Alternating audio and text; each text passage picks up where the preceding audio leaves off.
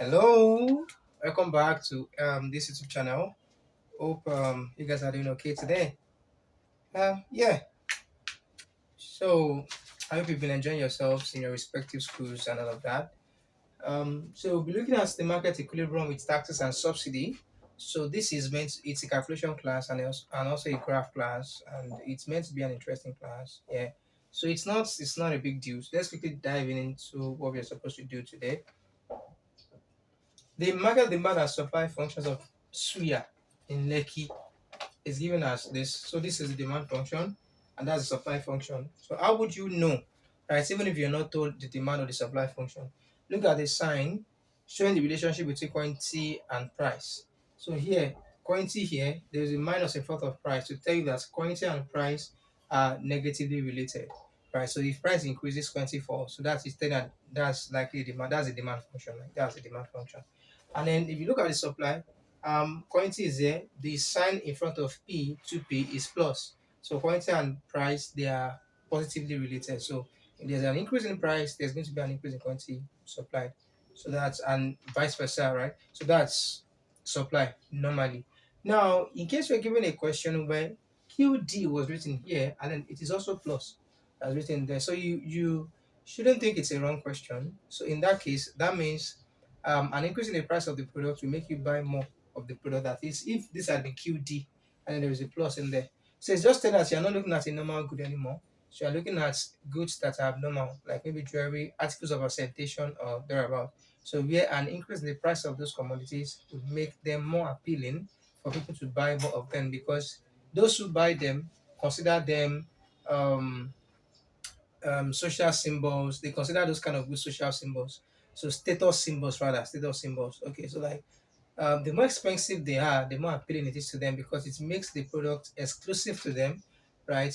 And then other than what a common person to them can buy. So there are people like that. So just in case, I'm just like trying to let you know some things. So the first question here, we have four questions actually. I've not written the fourth one. That one is the one talking about subsidy. So let's just finish tax and subsidy in a single video. Soft, right? So determine equilibrium price and quantity. Okay, that's cool. For us to get the equilibrium price solution, um,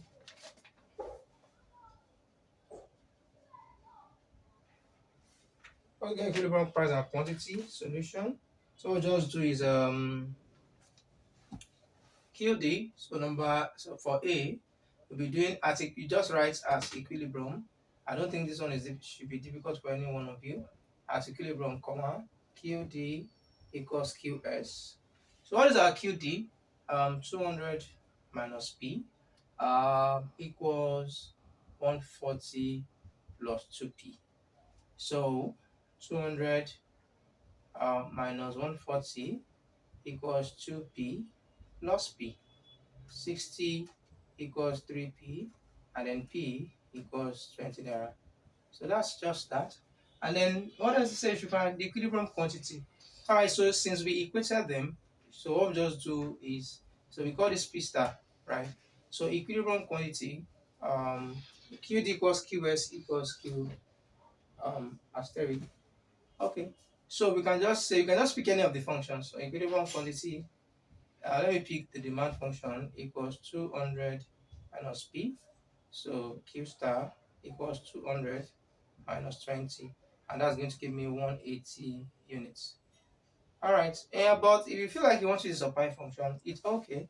So if you want to use supply function, so Q star is going to be 140 plus 140 plus 2 into bracket 20, and that is still going to give you 180 units. So that's that. The next question now says, what is the excess demand or supply? If the price is 15, so what do you think? Is there going to be an excess demand or an excess supply? So let's work with that.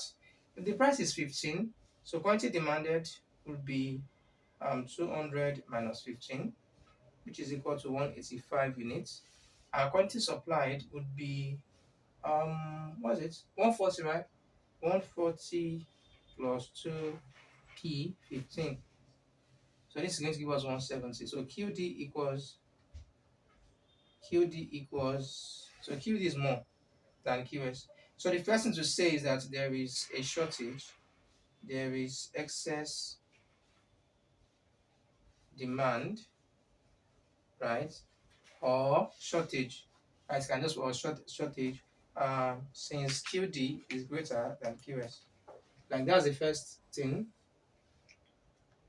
There is excess demand or shortage. So since QD is greater than QS, so QD minus QS equals 185 minus 170. 185 minus 170 equals 15. So the shortage is 15 units. So that's very easy. That's very easy. Okay, now the next thing, which is the main thing, says that if the government were to impose, so I think let me just rub off this top. The next question says that if the government were to impose a tax of 3 naira per unit sold, determine the effect of this, of the tax on the equilibrium price and quantity. So what will be the effect of that tax on equilibrium price and quantity? This thing I've dried up. Okay, I think first let's try to draw the graph. Let's try to draw the graph. So we know that the graph is going to be something like this. So you have of course demand. Let's put it maybe this is the demand curve, then the supply curve. You don't really know where that is starting from. So let's just hypothetically just have a supply curve like this, origin zero. So we need to know this intercepts and this intercepts, right? So let's try to figure out the intercept. So we go back to the this is the demand function. So recall that QD equals 200 minus P and QS equals 140 plus 2P, right? So we just say that when because we want to get what is here, and then for demand and supply graphs, what you have here is the price, and what you have here is the quantity. So since we are looking at demand and supply together, right? So instead of writing quantity demand and quantity supply, just write quantity. Like you're cool. Okay. So we are looking for the price here. So we now say when Q is zero. So when let me use this. So when Q QD equals zero, right? So we're trying to look for the P there. So you have 0 equals 200 minus P, then P equals 200. That means for this demand, its vertical intercept here is 200. Okay, and then for supply, when QS equals 0, comma, so we are going to be having 0 equals 140 plus, is this correct?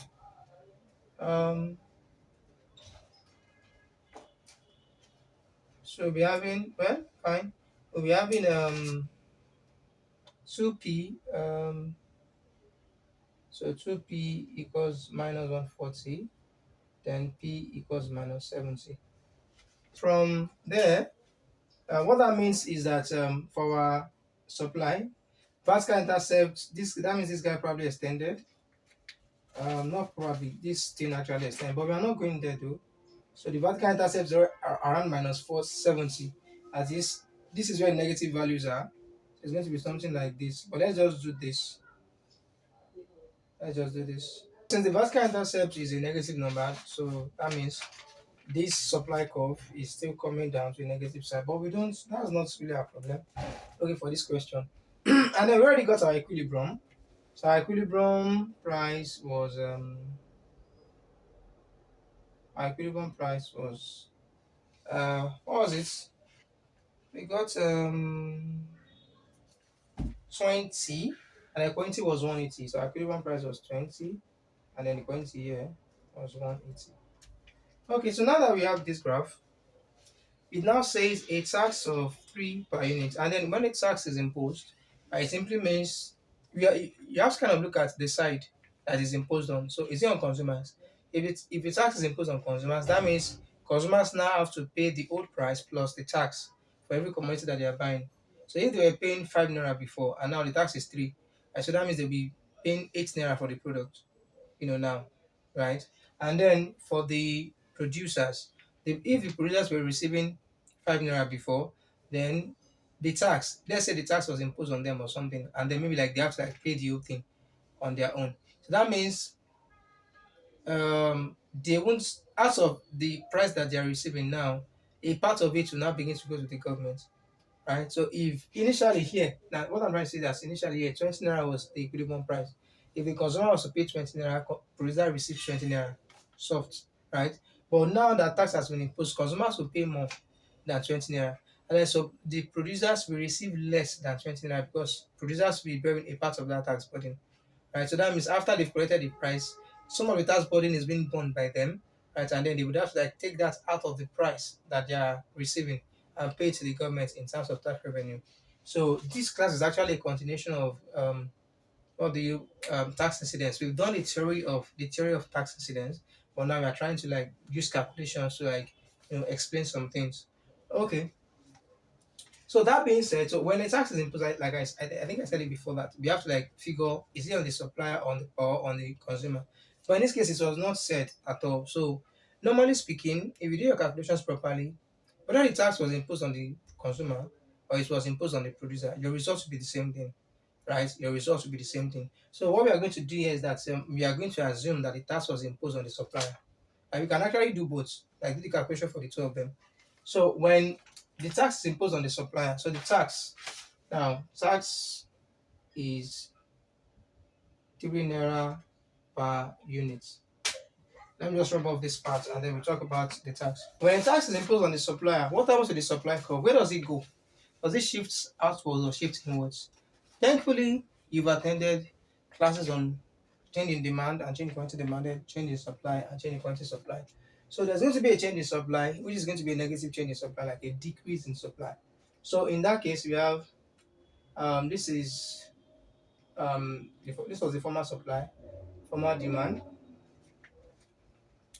So the new supply is going to be like inside. So the supply curve is shifting inwards.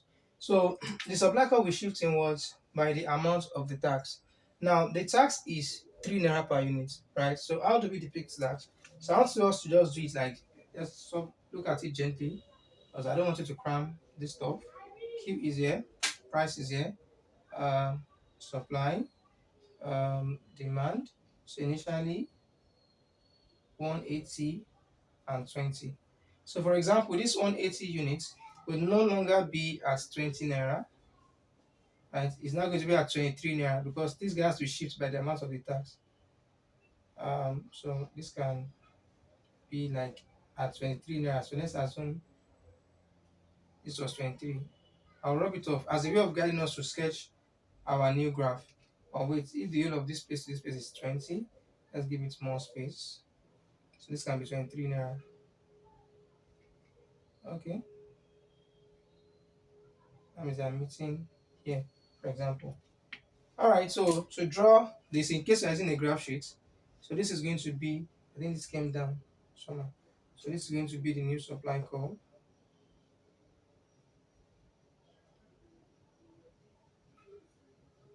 So it's going to be parallel to the old one.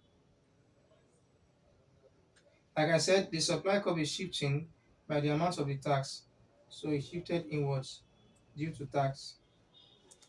Okay, so it's parallel, it shifts by the amount of the tax. Let me just clean this now. So in case you're using a graph sheet and you have to draw, that's just why I did this. So you don't just like you don't shift the graph anyhow, just put the graph somewhere, just you don't shift it anyhow. So if you look at this graph, like I can erase this. If you look at this graph, the new supply curve is intersecting the old demand curve. The new supply curve is intersecting the old demand curve. And then the price that consumers pay, you get it from where? From the demand curve. So you get from it. So this is going to be the price that consumers will pay, PC. Okay, because the new supply curve is intersecting the old demand curve there. And then the price that the producers will receive. So you just have to trace this guy down to the old supply curve, which is this. So we trace this guy out like this. So this is the price that sellers will receive. So now let's do the calculation.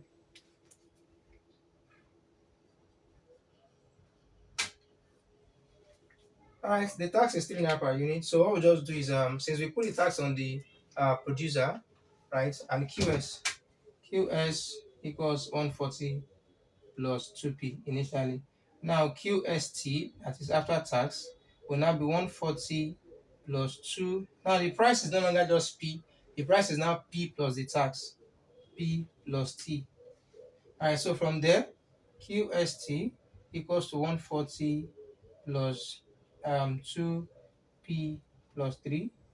So from there we come here, QST equals 140 plus 2p plus 6. Um, okay, since we are using supply rather, this should be minus t. I'm sorry, minus t. I said suppliers will receive less. This is minus t. Okay, it's the consumers that will pay more. Okay, so this is 2p minus 6. So QST now is 140 minus 6 is 134. 134 plus 2p. So we don't actually stop here because what we need is to find the inverse supply function. Inverse, that is, we make p the subject of the formula. So 2p equals this is minus, okay, I don't want to turn it to minus. So let's just do q s t equals to, okay, qst minus 134 equals to p.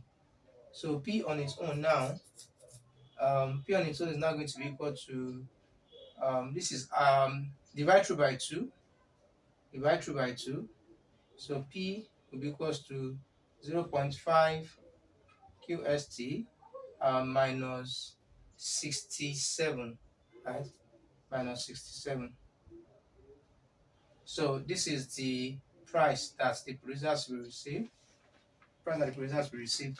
Now, so that is the inverse function of this curve, So now that we've um, gotten this, so now that we've gotten this, if we look at our graph, that is the graph of that's the inverse demand function for this graph, this new one here.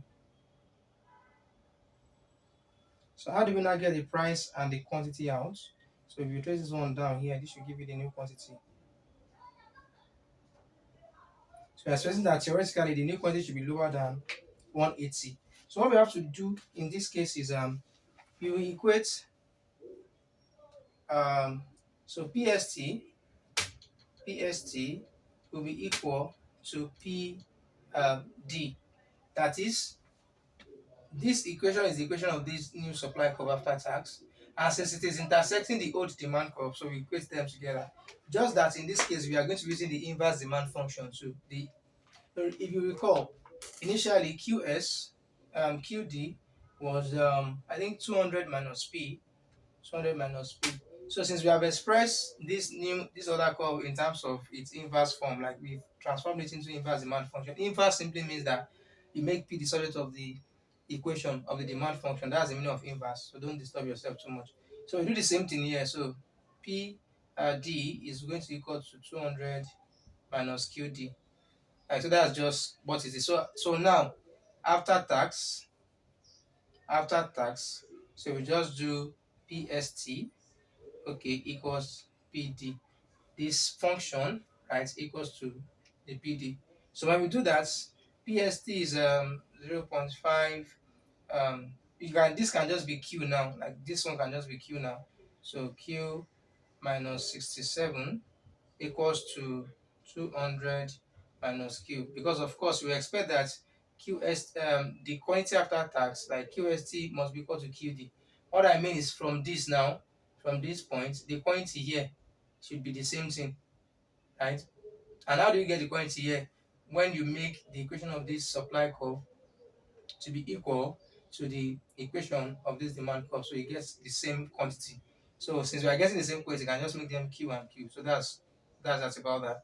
So we have 0.5 Q plus Q plus this Q equals 267, right? 200 plus 67. So if you proceed from there, 0.5 is same as half. So half plus 1, that's 1.5. And 1.5 is 3 over 2. So we have 3 over 2Q equals to 267. So if you understand mathematics very well, you can just do 3 here, 1, 3 in 26. That's going to be 8 times, remainder 2, then 89. So Q will be 2 times 89, and that's going to be 90 times 2 is 180. So 89 times 2 is going to be like 178 units. I think 178 units. So theoretically speaking, that is correct, because here now we are going to be having 178. So like it's not a big deal. So let me verify. 89 times 2 is it really 178? Yeah, so that's it. Q is 178. So now what is the price that the consumers are paying? That's not difficult to get. So what we just do to that is we substitute 178 into this function, into this demand function. Substitute 178 there. But this demand function, it is the function of that line, right? So when we do that, um, substitute substitute Q equals 178 into PD. So PD be equal to what is it? 200. What is it? 200 minus 17.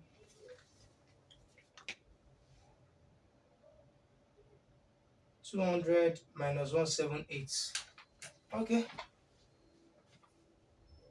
200 minus 178, and that will be 22. All right. So the price that consumers are now paying after tax. All right. So the price here is going to be 22. So the equilibrium before was 20. So the price here is 22, which means consumers are bearing more of the tax burden. Out of the tax of 3 naira per unit, consumers are paying 2, right? Are paying plus 2. So which means this guy is only going to be bearing 1 naira. Is only, so we'll be expecting that, okay, since consumers are already bearing 2 naira of the tax burden, then the price that suppliers are receiving should be 19, right? So because after getting, is that not after getting, so they have to pay 1 naira out of it in tax revenue to the government. So let's see if that is correct. So how do we get this price? If you look at it, this price can be obtained from the old supply function here. Because when the two of them intersected here, we trace it down to the old supply. All right. So all we just have to do is substitute this quantity 178 in the old supply curve. Okay. And then the old supply curve was I think Q equals 140 plus 2p, right?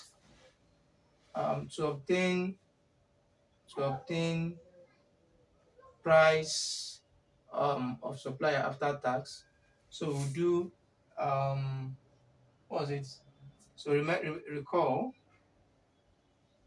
that Q S equals 200. Where is it? Equals 140 plus 2p. 140 plus 2p. So we can as well make P the subject here, but like it doesn't really matter. It doesn't really matter. So since we already have QS, right? So that is 178. That's equilibrium Q. So 178 equals 140 plus 2p. So you can make P the subject, you can turn it to inverse supply function, it's still okay. So 38 equals 2p, and then divided by 2, p equals 19, 19 naira. So using our graph, using our theory, so that is correct. So which is, this one is 19. So suppliers are really bearing 1 naira of the tax. So their own is minus 1.